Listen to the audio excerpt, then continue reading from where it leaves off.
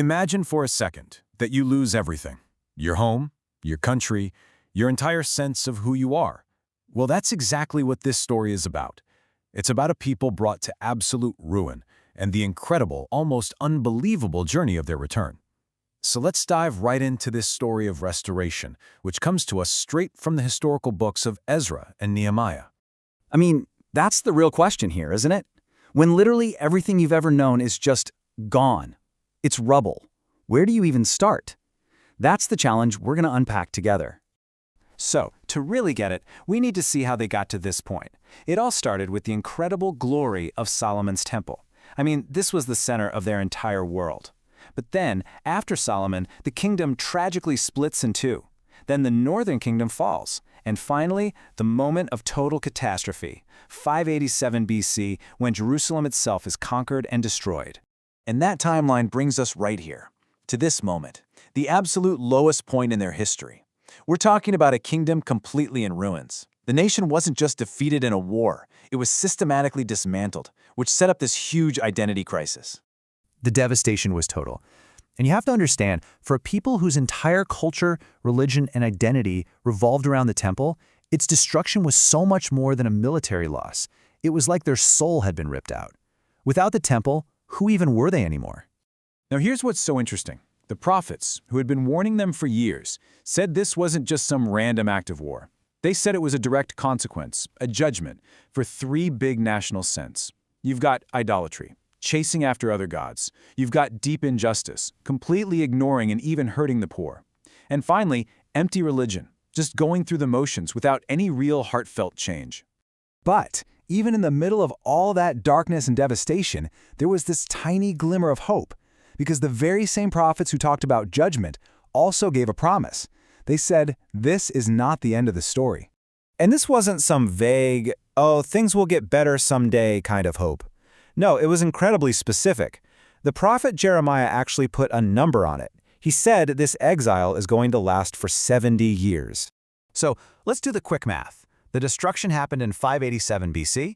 You subtract those 70 years, and you land smack dab on 517 BC. That's the target date. Just hang on to that number for a second. Okay, but here's where it gets really fascinating. The official decree, the permission slip to go home, actually came way earlier, in 539 BC. Wait a minute, that doesn't add up to 70 years. So what was that prophecy really all about? What was so important about 517? And the answer is just perfect. The 70 years ended in 517 BC, which was the exact year the brand new temple was finally finished and dedicated. And this really gets to the heart of the story. For God, restoration wasn't just about moving people back to a piece of land, it was about restoring the relationship. It was about putting worship back at the very center of their lives. So how in the world did this new temple get built? Well, the whole journey started in the most unexpected way you can imagine, with a decree from a foreign, non-believing king. You see, the whole world stage got flipped on its head. The brutal Babylonian Empire, the guys who destroyed Jerusalem, they were conquered by this new rising power, the Persians, led by a guy named Cyrus the Great. And with this shift, imperial policy was about to do a complete 180. Okay, check out this contrast. The Babylonians were all about force. Our king worships our God, so you're going to worship our God, period. But the Persians, totally different approach. They actually believed in religious freedom. They encouraged people they conquered to go back to their homelands, to worship their own gods, and to rebuild their own temples. What a radical, game-changing policy. And the book of Ezra describes this moment in just the most incredible terms. It says that God himself stirred up the spirit of Cyrus. And then this powerful king issues a decree, not just allowing the Jewish people to go home, but saying that he, Cyrus, had been divinely charged to rebuild their temple for them. And get this, nearly 200 years before Cyrus was even born, the prophet Isaiah actually called him by name, and he gave him the title God's Anointed, which in Hebrew is Messiah. It's just this powerful statement that God's plan is way bigger than human politics or beliefs. He can use literally anyone, even a pagan king, to get his work done. So the people get their permission to leave. And the way this whole return is described, well, it's done very intentionally. It's meant to echo the single most important event in their entire national history. In this first wave of people going back, you have about 50,000 people who pack up everything and head for home. Their leader is a man named Zerubbabel. I mean, can you imagine what a massive undertaking that was? But Cyrus didn't just say, "Okay, you can go." He did something absolutely astonishing. He went into his treasury and brought out all the sacred gold and silver items that the Babylonians had stolen from the temple all those decades ago, and he gave them back. Now, stop and think about that for a second.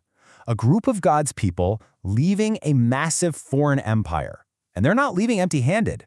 They're carrying that empire's treasure with them. Does that ring any bells for you? Exactly. It's a direct callback to the original Exodus from Egypt, when they left with the wealth of the Egyptians. The writers are basically screaming at us, this is a new Exodus. They're connecting this brand new act of deliverance all the way back to their foundational story of freedom. It's this powerful symbol of a totally new beginning. So the book of Ezra then gives us this long, detailed list of names. And I know, it might seem like a boring old census, but trust me, it's so much more. It's actually the blueprint for how you rebuild an entire society from scratch. The text gives us this very precise final count, 42,360 people all told. And it's just a great reminder that history isn't about these vague, abstract movements. It's about real, individual people making the choice to be part of something new and difficult. And if you look at that list, it's incredibly organized. It names the political leaders, the religious staff like the priests and Levites, all the temple support staff, the singers, the gatekeepers, and then all the regular families, listed clan by clan. It's not just a list of names, it's a roster, showing that every single person, every single role was essential to make this whole thing work. So, they've made it back. They've got the king's permission, they've got the resources, they've got the people, they've even laid the foundation for the new temple. But this brings us to the ultimate question that they had to face. And honestly, it's a question that still echoes today. It's one thing to rebuild a building with stone and wood, but how do you rebuild a people's heart, their culture, their very identity from the ground up?